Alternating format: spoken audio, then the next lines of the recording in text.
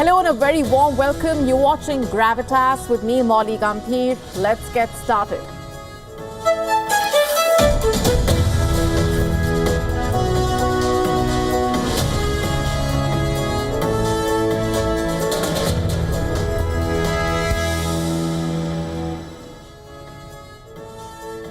Our top story tonight on Gravitas is about the secret nuclear meetings between Iran and Russia, aimed at securing Russian support for Iran's nuclear ambitions. It's an explosive story. What's really brewing?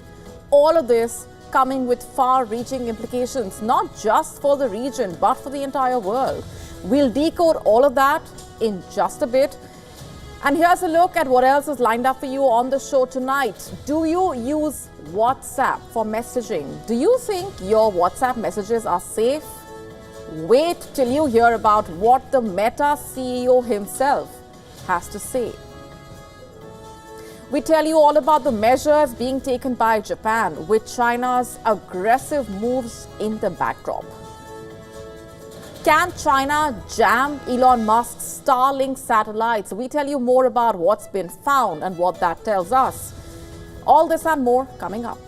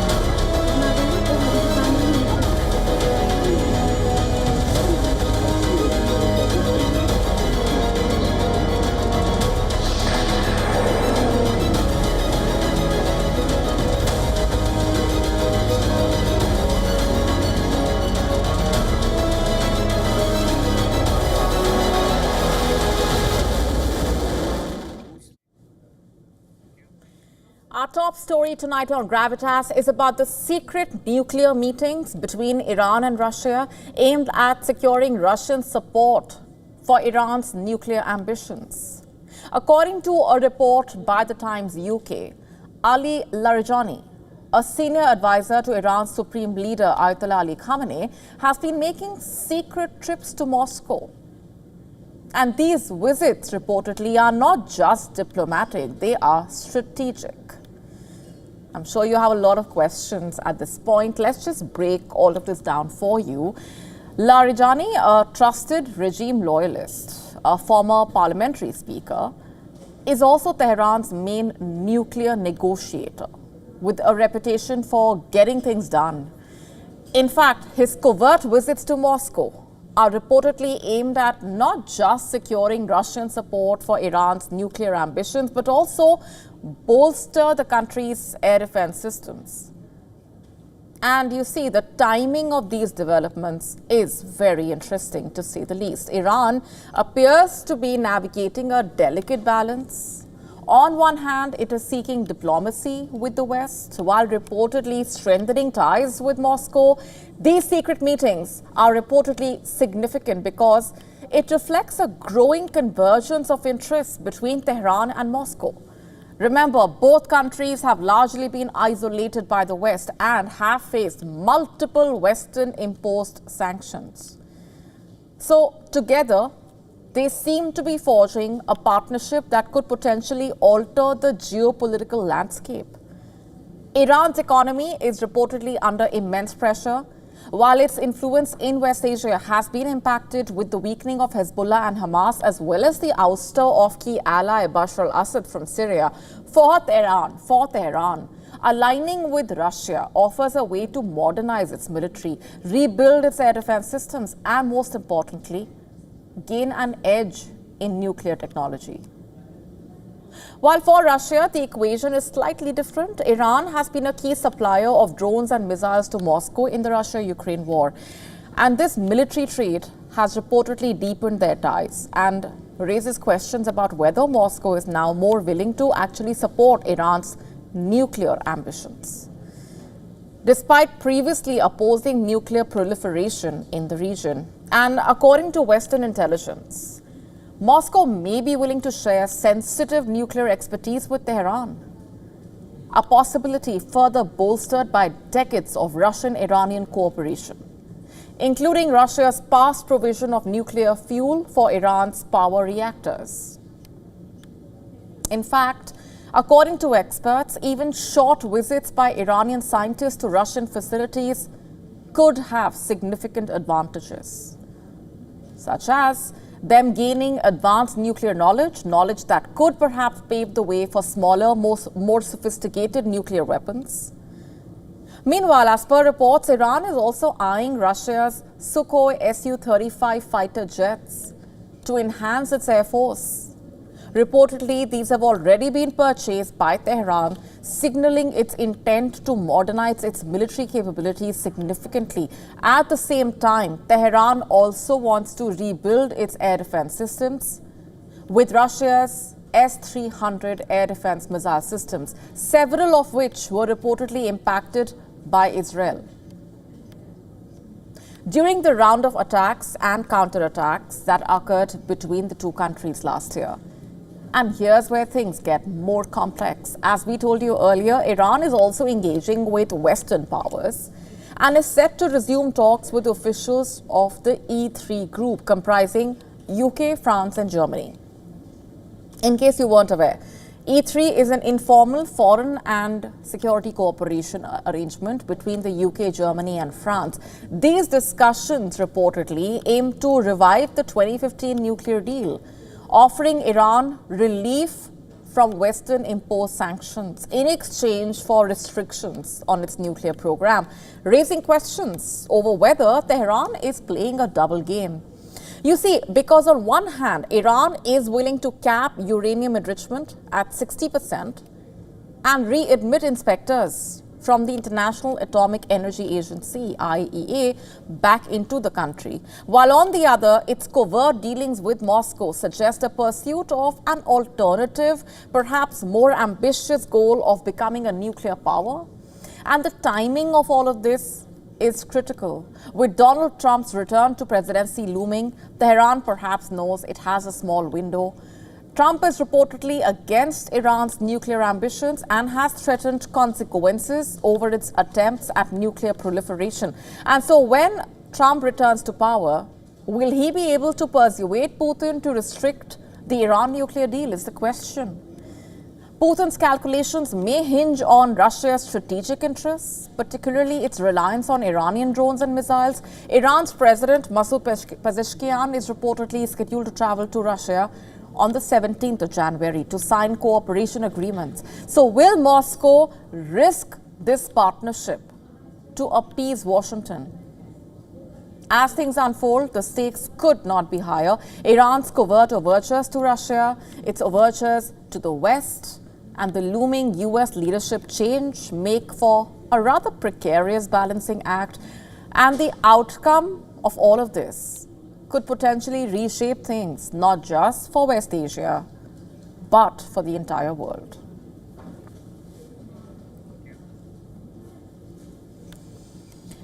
Moving on for now, our next story is about WhatsApp. A lot of you would be using it for messaging. Do you think your messages on the Meta-owned application are safe? According to Meta CEO Mark Zuckerberg, US authorities, including the CIA, can access your messages remotely. You heard that right. The CIA can access WhatsApp messages. What does that say about WhatsApp's privacy policy? Is Meta's privacy policy a myth? Is there no such thing as privacy in the digital age? All of these questions come up. Let's break it down for you. Speaking on the Joe Rogan Experience podcast on Friday, Mark Zuckerberg explained that while WhatsApp's encryption prevents Meta from viewing message content, it does not protect against physical access to a user's phone. His comments came in the context of a question by Rogan about Tucker Carlson's quest to set up an interview with the Russian President Vladimir Putin in February last year. While speaking about finally succeeding in talking to Putin after 3 years of failed attempts, Carlson blamed the US authorities, namely the NSA and the CIA, for stalling his efforts. According to Carlson, the agency spied on him by tapping his messages and emails and leaked his intentions to the media, which, quote-unquote, spooked Moscow from talking to him. Now, you must be wondering, how can this be possible since Meta has bent over backwards to tell us that its end-to-end encryption protects messages, photos, videos, voice messages, and what have you? Then how can anyone access WhatsApp messages? That was the question, in a way, thrown at Zuckerberg as well. Rogan asked Zuckerberg to explain how this could have happened, given encryption safeguards that are supposed to protect messages. This is what the Meta CEO had to say, quoting, "The thing that encryption does that's really good is it makes it so that the company that's running the service does not see it. So if you are using WhatsApp, there is no point at which the Meta servers see the contents of that message," quote unquote. He says that even if someone were to hack into Meta's databases, they could not access users' private texts. However, he noted that encryption does not stop law enforcement from viewing messages stored on devices. He says what they do is have access to your phone, so it does not matter if anything is encrypted. They could just, quote unquote, see it in plain sight. So it seems that the US government can effectively bypass the platform's end-to-end encryption in a way. Zuckerberg mentioned tools like Pegasus, a spyware developed by the Israeli company NSO Group, which can be covertly installed on mobile phones to access data. According to Zuckerberg, the fact that users' private messages can be jeopardized by directly breaking into their devices is the reason Meta came up with disappearing messages, where one can have one's message thread erased after a certain period of time. He said, and I'm quoting, "If someone has compromised your phone and they can see everything that's going on there, then obviously they can see stuff as it comes in. So having it be encrypted and disappearing, I think, is a pretty good kind of standard of security and privacy," quote unquote.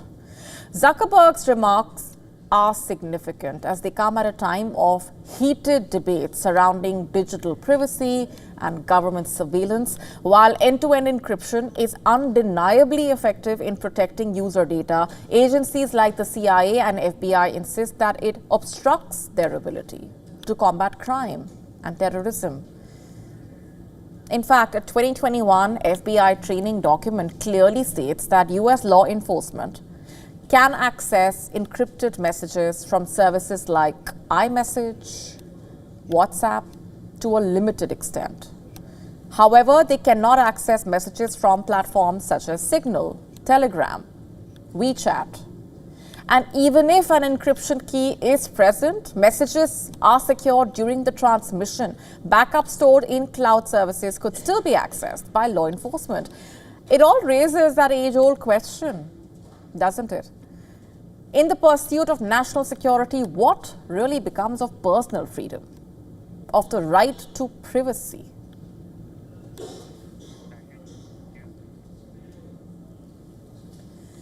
The world's largest religious gathering, the Maha Kumbh 2025, has officially started in Prayagraj. Devotees arriving in millions to take a sacred dip at the Triveni Sangam, marking the start of this grand spiritual celebration. Over the next 6 weeks, the Kumbh Mela will host 400 million people. Our special correspondent, Johan Castell, was there to see the first bathing day, and here's the ground report.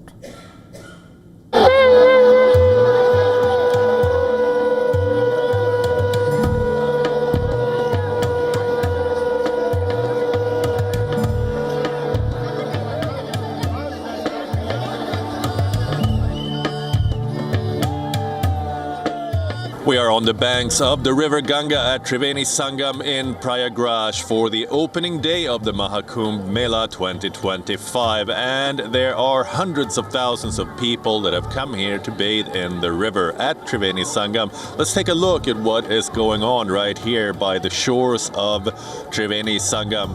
There is a security perimeter with a floating pontoons there sort of thing that has netting on it so that people don't get swept away, and security is paramount because we don't want any accidents at Maha Kumbh, the spiritual event.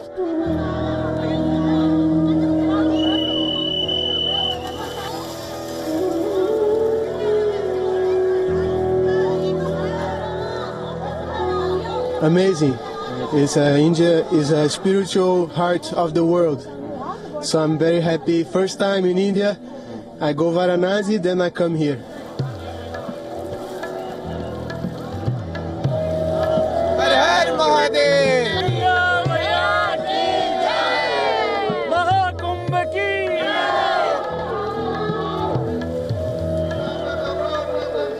यहाँ आके तो बहुत अच्छा लग रहा है, और मैं जो है अयोध्या से आई हूँ और आज जो है साई स्नान स्टार्ट हुआ है, तो बहुत बहुत बहुत बहुत ज़्यादा अच्छा लग रहा है।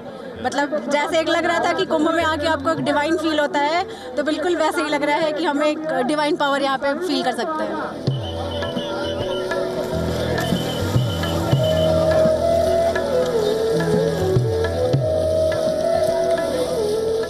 बहुत अच्छा लग रहा है संगम में आके, और स्नान करके यहाँ पे अंतरात्मा शुद्ध हो गई है, बिल्कुल बहुत अच्छा फील हो रहा है। Are you thinking about taking a dip in the Ganga as well? Need some holy water on my head. That's the most I can think of. Maybe dipping my feet, but not more than that. It's pretty clean. Did you? I might just follow your lead on that one, you know. Take a little blessing, you know.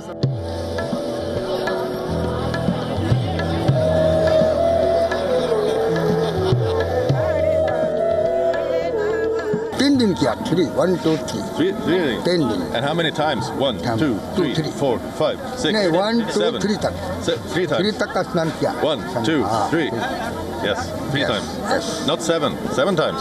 7 times. आपको 1 Tin 2 din. 3 दिन हाँ। बहुत डुबकी लगाया। Oh. 100 100. जी हाँ 100 से पार। 100. हाँ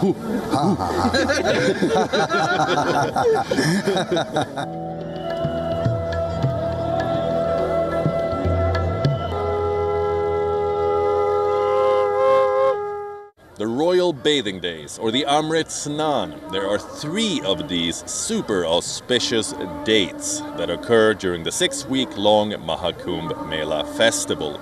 The first one is tomorrow, the first Royal Bathing Day. The next one is on January 29th, and the final one on Basant Panchami on February 3rd. What will happen on these days is that the Akaras will be crossing over these bridges. They're set up on the other side in the juicy area of the Maha Kumbh Mela site. They will all take turns, and they get about 45 minutes each of time to rush over and to run down to the Triveni Sangam to take a dip. Now, they'll be crossing over all of these bridges, and one by one they'll take their turn. So it's going to be a long day with different Akaras just coming and going. And it's already been predetermined which one is going to go first, second, third, and so forth. It's going to be a very interesting day tomorrow, and one of the definite highlights of the entire Maha Kumbh Mela festival. Shifting focus for now, SpaceX has launched more than 6,700 Starlink satellites so far. What's more, this number is expected to rise exponentially in the coming years. Now, to track such a vast constellation with a relatively small number of satellites was once deemed impossible, but a team of award-winning scientists in China recently reportedly simulated a space operation targeting the giant constellation, which illustrated that Starlink perhaps is not as invulnerable as previously thought. According to the results of the computer simulation, Beijing could effectively approach nearly 1,400 Starlink satellites within 12 hours using just 99 Chinese satellites. Reportedly, these satellites could potentially be equipped with lasers, microwaves, and other devices to conduct reconnaissance, tracking, or other operations. But the simulation was not without its share of practical military challenges. For one, Chinese satellites needed to fly close enough to keep Starlink satellites within the effective range of detection equipment for at least 10 seconds, but not too close in a bid to prevent any accidents. Another noteworthy fact being that lasers and other equipment consume a lot of energy. Hence, it's absolutely crucial that sufficient sun-facing charging time was arranged for each Chinese satellite.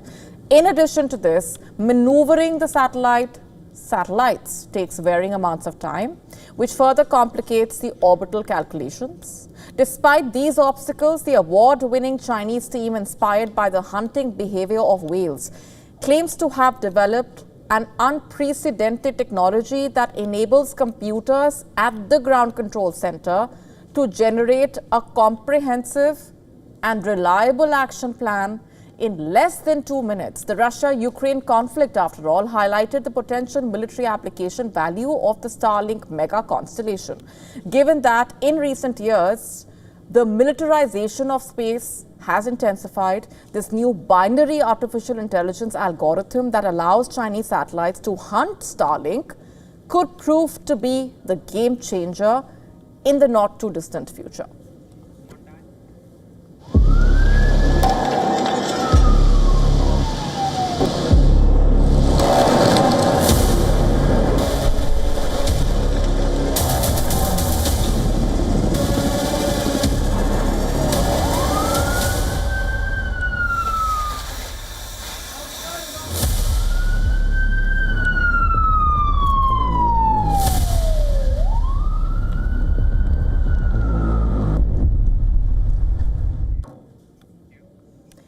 On to the California wildfires now. You must have by now come across images and visuals of the destruction caused by the fires. Over the last week, vast parts of LA witnessed massive wildfires which have destroyed thousands of homes and killed 24 people so far. Meanwhile, another crisis is in focus: the depleting water supply across LA. And as per several reports, the work of the firefighting crews has repeatedly been hampered by low water pressure and fire hydrants that have gone dry. And experts say that this has exposed vulnerabilities in the water supply systems, which are not equipped for wildfires on this scale. Not just that, this has left civilians and politicians both scrambling for solutions. Now, while this has hit both the sections of the society, the rich and the poor, of course, have the poor been left a bit more defenseless? Let's first just give you a sense of what the situation is like in LA.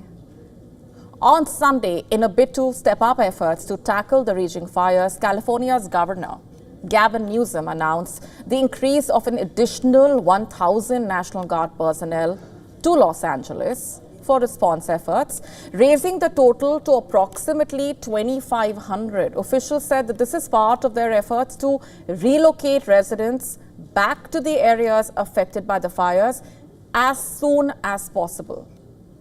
But is that really enough to control the raging fires that are spreading far and fast?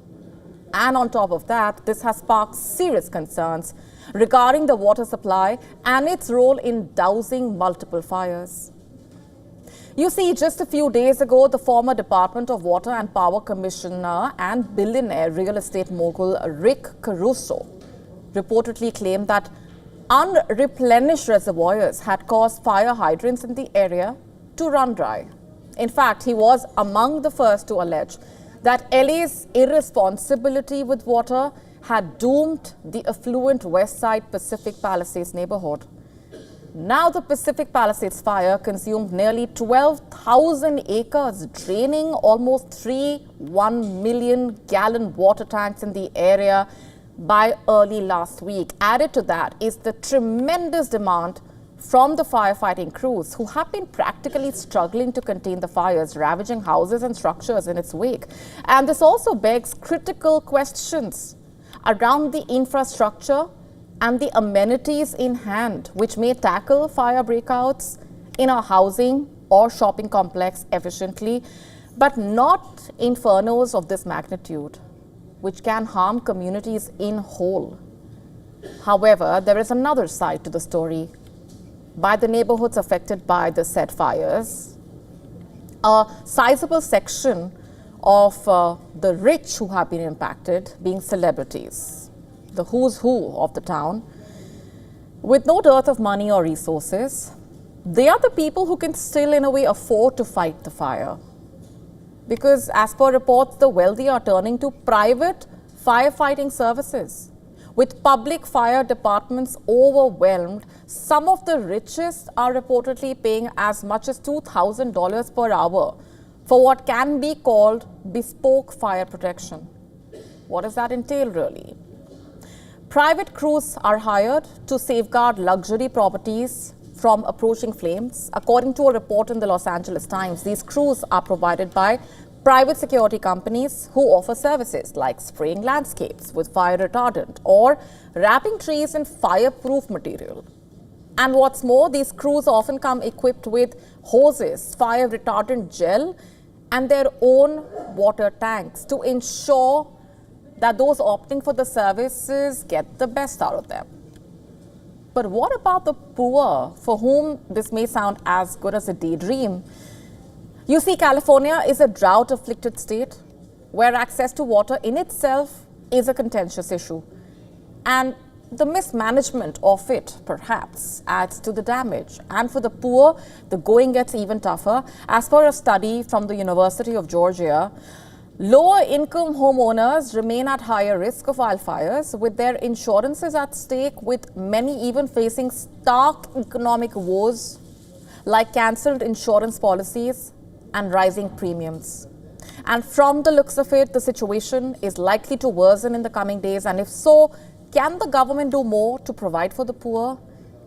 Not just temporary measures of rehabilitation, but actually ensuring that they can find a roof on top of their heads and other necessary help at the end of this massive disaster.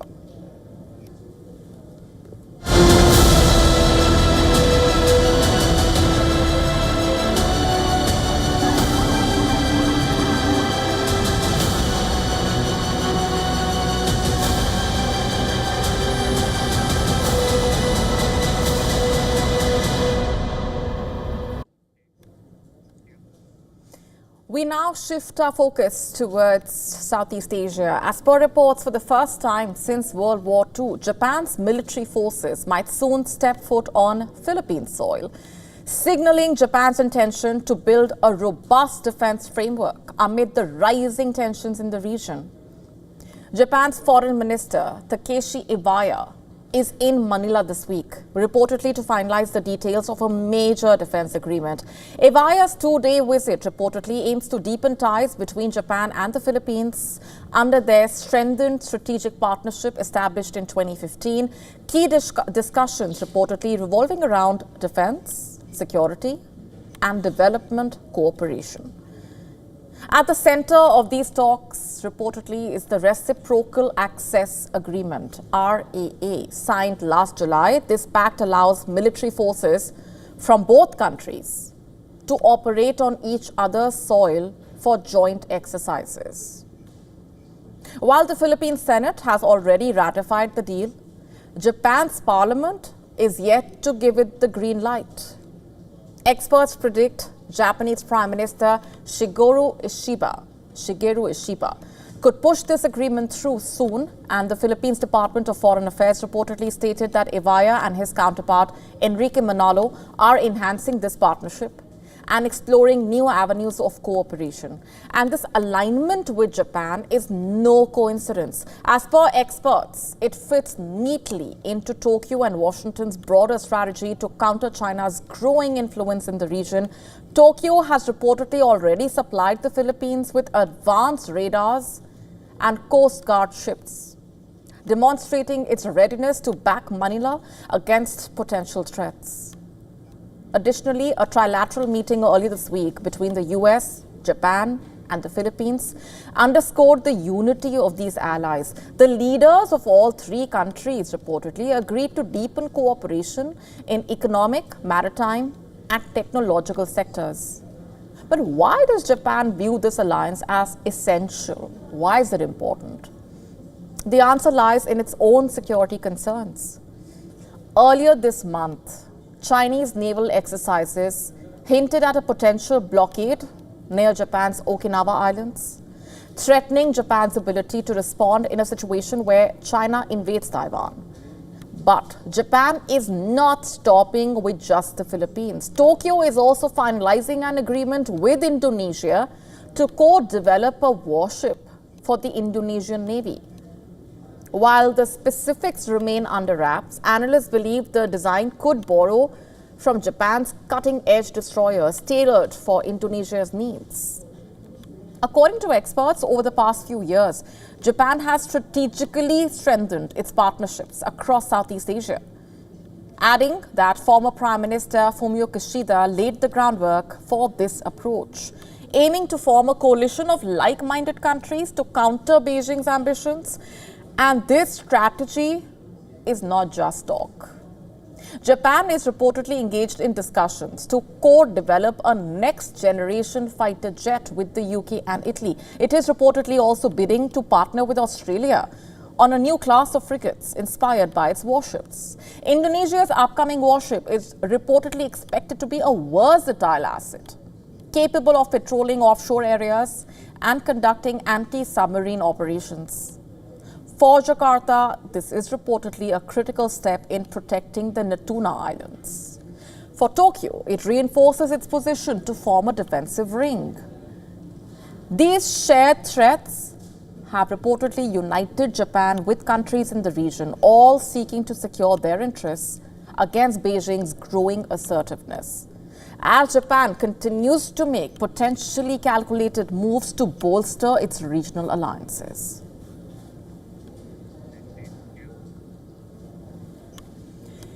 Shifting focus now to Taiwan, it says that it has seen a threefold surge in suspected Chinese spy cases amid escalating intimidation by China. New data released by Taiwan Security Bureau, in fact, saying that the number of individuals prosecuted for Chinese espionage had risen from 16 in 2021 to 64 in 2024. Of those 64 charged, 15 were military veterans and 28 were active service members. Targets of Chinese infiltration included military units, government agencies, and local associations. According to reports, the number of prosecutions last year was the highest seen in a decade. For years, Taiwan security agencies have warned about Beijing's growing attempts to infiltrate its armed forces. Taipei has warned of China's espionage activities, particularly efforts to bribe military officers in exchange for national secrets. According to Taipei, Chinese agents have allegedly tried to establish contacts with criminal gangs and local temples in Taiwan. And they have also tried to set up underground banks to recruit military personnel, as well as China-friendly groups in Taiwan. According to Taipei, some of the suspected spies were tasked to serve as agents of sabotage and raise China's flag in the event of a Chinese invasion. Others were asked to gather intelligence so Beijing can build a sniper team for an assassination assignment. But we are not surprised. Here on Gravitas, after all, we've been telling you about how China has increased its intimidation tactics over Taiwan recently. Remember, Beijing claims the self-governing island as its own territory and has vowed to take control of it by force if necessary. And this is despite having never controlled it. The Taiwanese government has also repeatedly rejected China's sovereignty claims and emphasized that Taiwan's future can only be decided by its people. But that has not deterred China from its continued aggression over Taiwan. In recent years, China has also launched several large-scale military drills and more frequently than ever, it has raised alarm over the possible deployment of grey zone tactics, which basically are tactics that fall below the threshold of war. Earlier this month, Taiwan officials suspected that a Chinese vessel may have been responsible for damage to an undersea internet cable. It only underscored concerns on the island about vulnerabilities that could be exploited by China in so-called grey zone operations. In December, China also fielded its largest regional maritime deployment in decades, including multiple formations of Chinese naval and coast guard ships. These ships were deployed in regional waters and around the Taiwan Strait.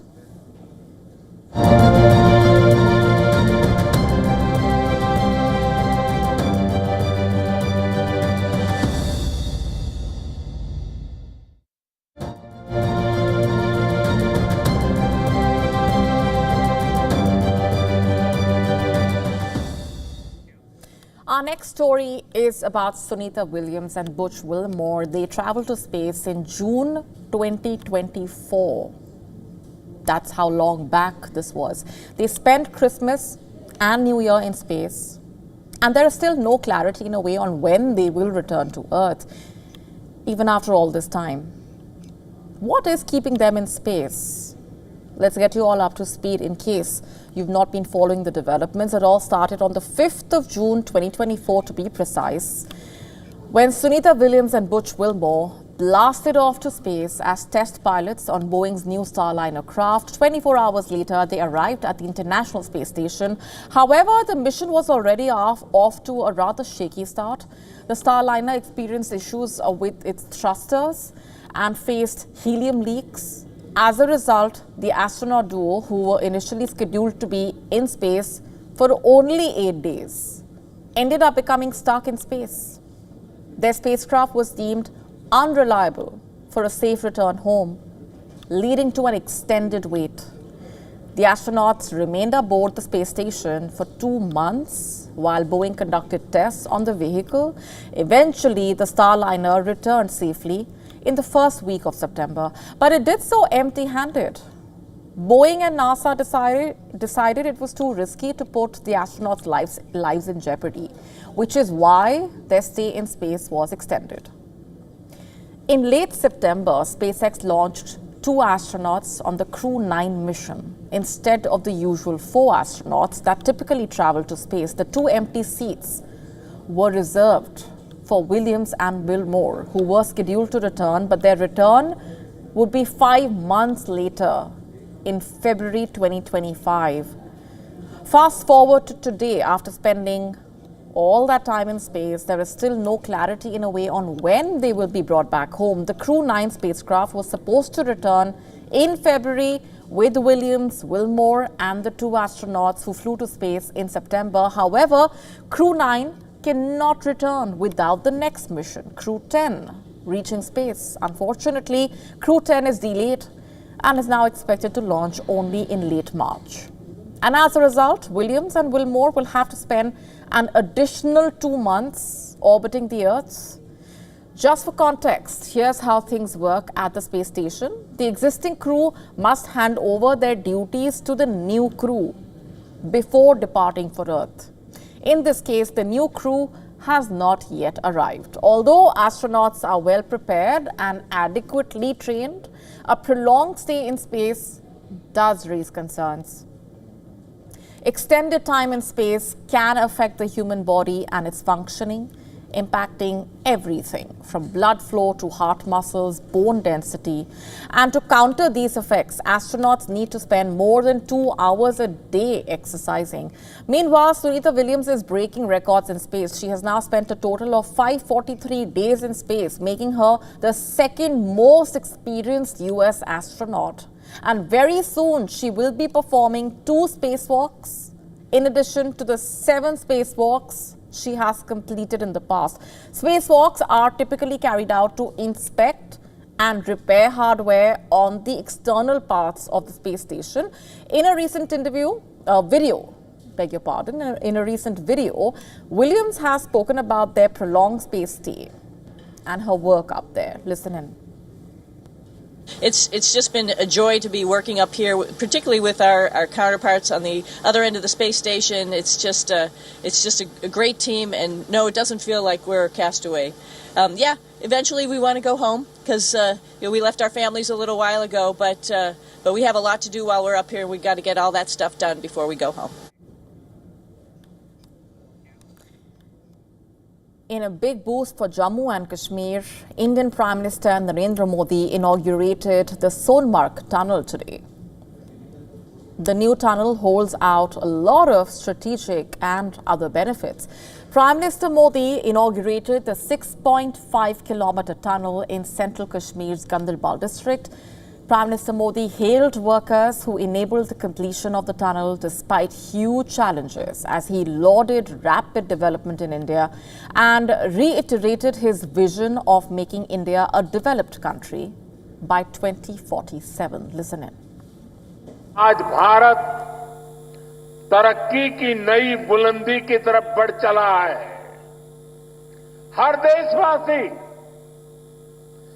2047 तक भारत को developed nation बनाने में जुटा है। ये तभी हो सकता है जब हमारे देश का कोई भी हिस्सा, कोई भी परिवार तरक्की से, डेवलपमेंट से पीछे न छूटे। इसके लिए ही हमारी सरकार सबका साथ सबका विकास की भावना के साथ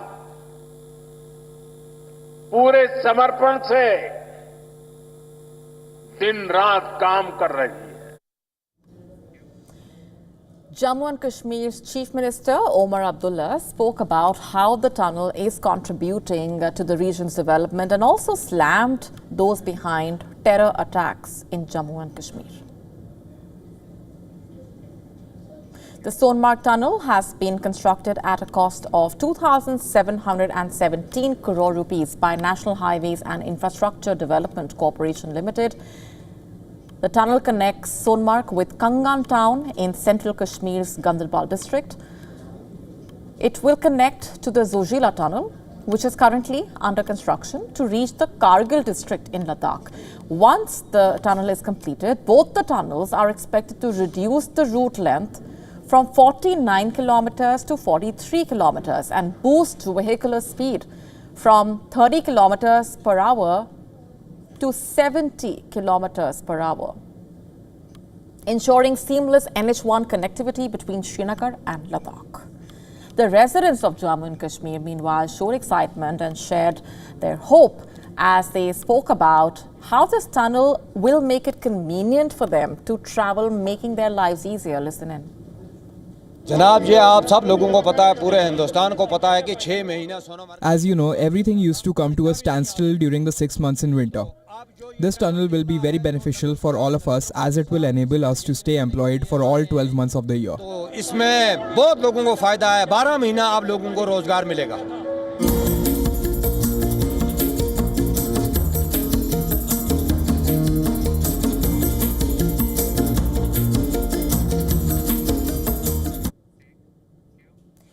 On to the U.S. now, where President-elect Donald Trump's former advisor, Steve Bannon, has promised to have Elon Musk, quote-unquote, run out of the White House. This comes as part of the latest escalation of tensions within the Make America Great Again populist movement. In an interview with an Italian newspaper, Bannon reportedly said that he had made it his personal mission to ensure that Musk does not have access to Trump's incoming administration and is treated like any other person. It did not just end at that, as Bannon also said that Musk, a South African-born naturalized US citizen, should, quote-unquote, go back to his place of birth. Once the billionaire publicly defended the use of the H-1B visa program to recruit highly skilled foreign tech workers. What led to this? Well, Bannon's comments come amid a public rift among Trump's followers over the role of foreign employees in Silicon Valley. Last month, the divisions came to prominence after Trump decided to name Indian-American venture capitalist Sriram Krishnan as an advisor on artificial intelligence, and this unleashed a wave of comments from far-right and nationalist MAGA followers who interpreted the appointment as an endorsement of H-1B visas. But what really went down that made Bannon go all guns blazing in a way against Musk? You see, Musk, who held an H-1B visa before obtaining US citizenship, hit out at the criticism of foreign workers in Silicon Valley, promising to go to war on this issue to an unimaginable degree. Why is that? Musk's endorsing the H-1B visas allows companies, including his own SpaceX and Tesla, to hire skilled professionals and engineers from outside the United States. Has not been taken kindly by MAGA supporters who are opposed to nearly all forms of immigration. In fact, Musk, who was born in South Africa, has himself held an H-1B visa. And what did Trump have to say about it? Well, despite taking steps to restrict H-1B visa issuances during his first term, Trump sided with Musk's comments, calling the visas a great program.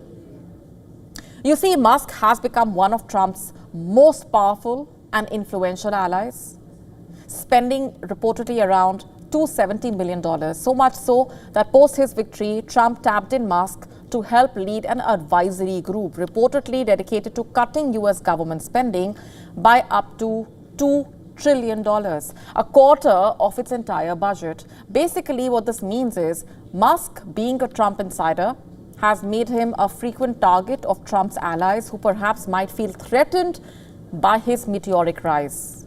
And now, with days to go for January 20, the day that Trump is sworn in as the President of America, do these flare-ups indicate something bigger that can put the Trump 2.0 administration under fire? And how will Trump tackle all of this? What lies ahead? We will have to wait and watch.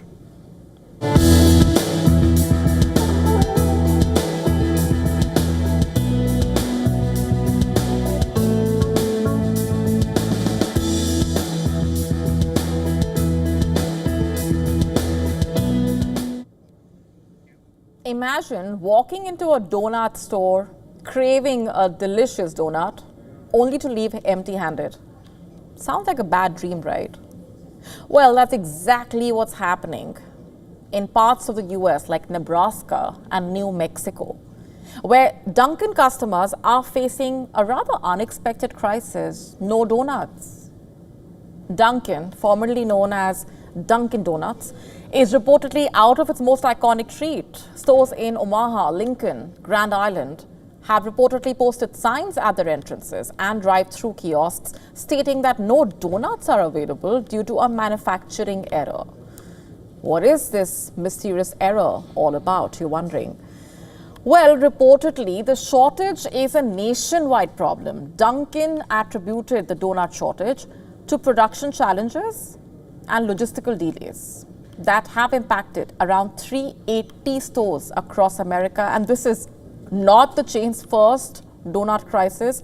Back in 2021, they reportedly faced a similar shortage. But this time, the issue has spread like wildfire, with empty donut shelves reported in other parts as well, leaving many Americans baffled and bereft of their favorite sweet treat.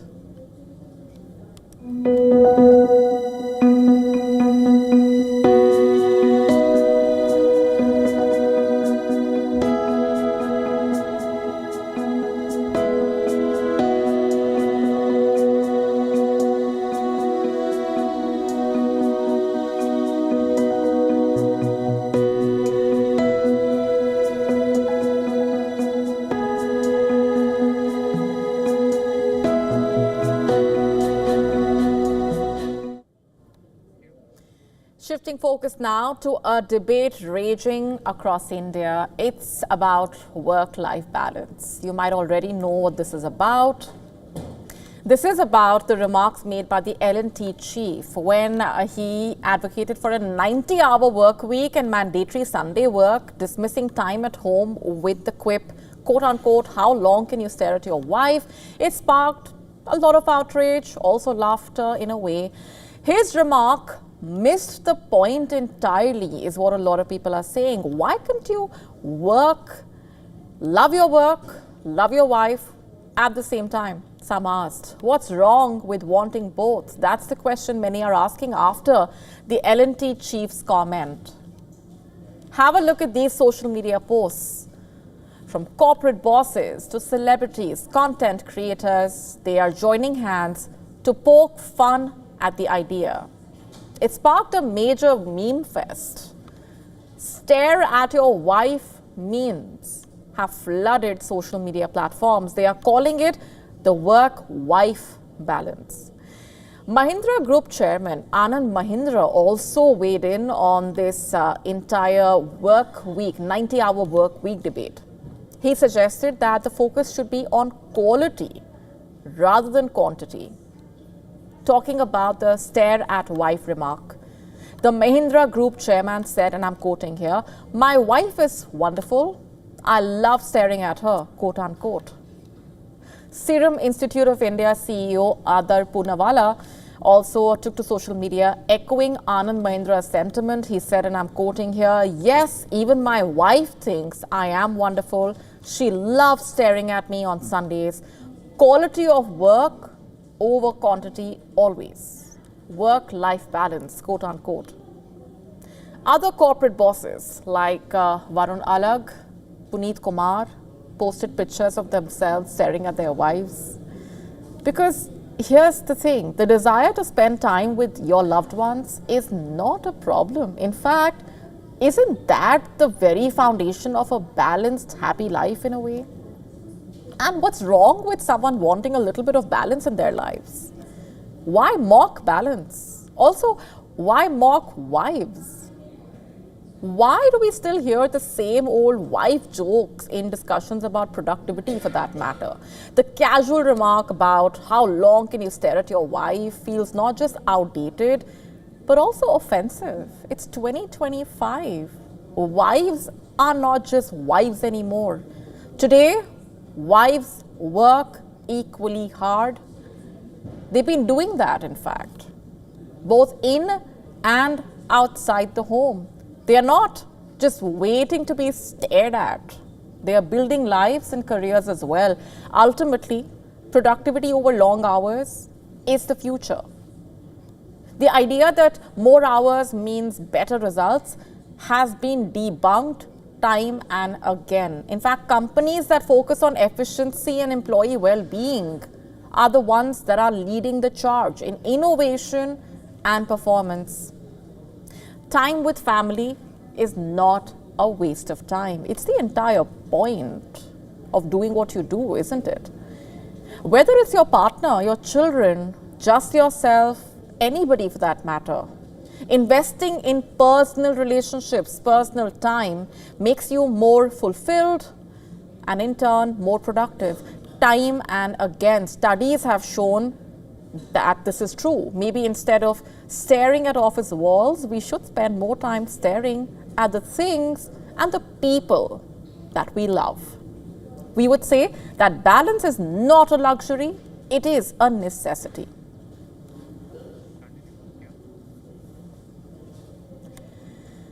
When you think of the Eiffel Tower, what comes to your mind? A nice romantic getaway perhaps, a good photo opportunity, tourists surrounding the iconic monument, clicking pictures, sharing some of their most prized moments. What if we told you that the very same Eiffel Tower survived a whole flight from the PIA? How did it do so? Pakistan International Airlines, or the PIA, recently announced the resumption of flights from Islamabad to Paris from January 10. This decision was accompanied by a social media campaign that has sparked a lot of controversy.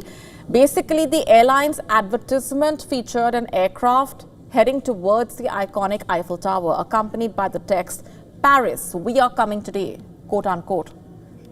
What's wrong with it, you ask? Well, while the visual was intended to basically promote the return of flight services, many users on X, where the post was shared originally, could not help but draw parallels between it and a 1979 PIA advertisement that showed an aircraft casting a shadow on New York's Twin Towers, which were destroyed in the 9/11 attacks. Not just that, the resumption of PIA flights also marks the end of a 4-year ban imposed by the European Union over safety concerns. What happened there? You see, the airline faced a lot of scrutiny following several crashes and a pilot licensing scandal, and only happens to operate flights twice weekly on Fridays and Sundays. As per reports, resuming flights to Paris represents a critical step in the PIA strategy to regain passenger trust and establish a stronger international presence. However, the design and messaging of its advertisement have been taken with a pinch of salt by many, who have expressed concern if this should be taken more of a threat than a welcome step. Talking of marketing strategies crashing hard and fast. On that note, it's a wrap on this edition of Gravitas tonight. This is me, Molly Gambhir, signing off. Thanks for watching.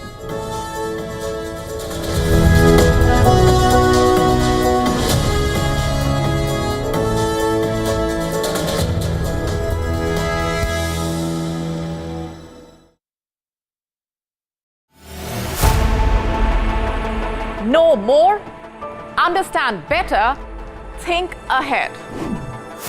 Hello and a very warm welcome. You are watching Gravitas with me, Molly Gambhir.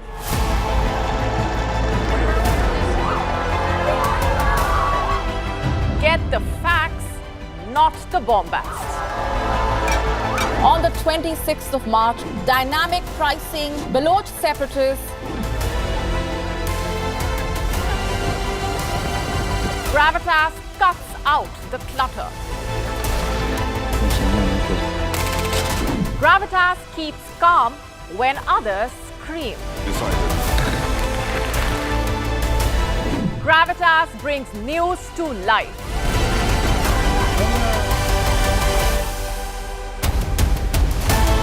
Weekdays, 9 p.m. IST, 3:30 p.m. GMT. Gravitas. Seeing is believing.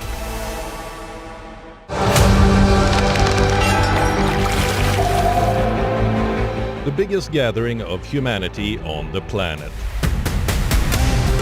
This is quite an interesting spot. WION brings you exclusive coverage from the ground of the Maha Kumbh